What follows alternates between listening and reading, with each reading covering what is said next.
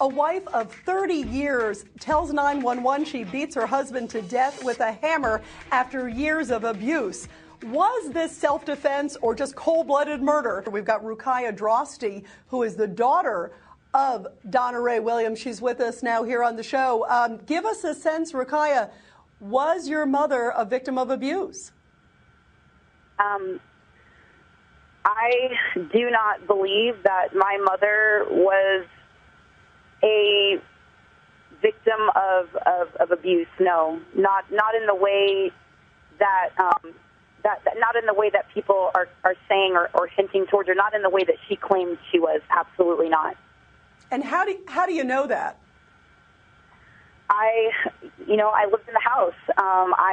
There was a very long history of abuse in the home. There was always a lot of alcohol in the home. But honestly, a lot of the alcohol consumption and overuse and abuse of the alcohol was mainly done by my mom. Her disease in the last few years had progressed to the point where my family and myself had very often spoke of interventions, and my father had even urged her to go to a detox program, which she did enter for 3 days. But then, we kept saying, well, why aren't you going into a 30-day program? She lied and said, oh, well, they didn't say I needed to. I'm going to do like an outpatient program, which she never completed. I truly believe that my mother was mentally disturbed. There's no doubt in my mind that she did not have some underlying mental issues that had gone undiagnosed. We had all tried to help my mother so many times. And I'll also tell people that, again, people don't understand. They don't know. They weren't there.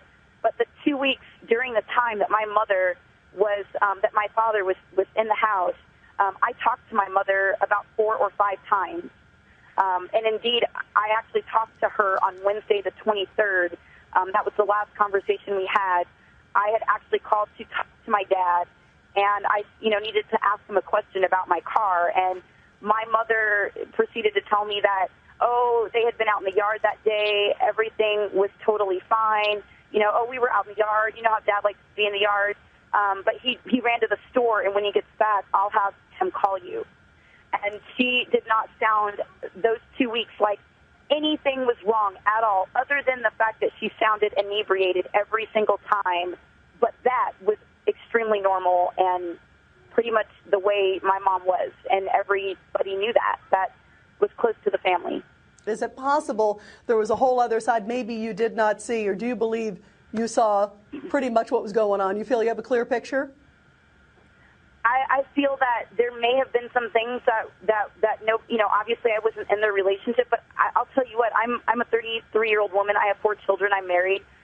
Before I got married to my husband, I was in an abusive relationship, and I was scared to death of that relationship, scared to death every single day.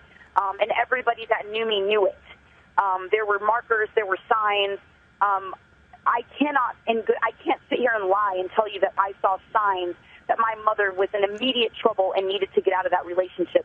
What I did see was that my parents had a very toxic relationship, that they, went at each other, that my mom a lot of the time was the aggressor. She very often would be the first one to yell and curse at my dad. My dad was a very laid-back guy, and that's just the truth. He didn't raise his voice unless somebody really pushed him to that point. I was witness to arguments where, from the next room where I could hear my mom just yelling and cursing, and my dad very low, in a very low tone saying, Donna, stop. Donna, knock it off. Donna, that's not true, Donna. I mean, my take on things is that this is a woman who drank a lot, who I've never known her not to drink.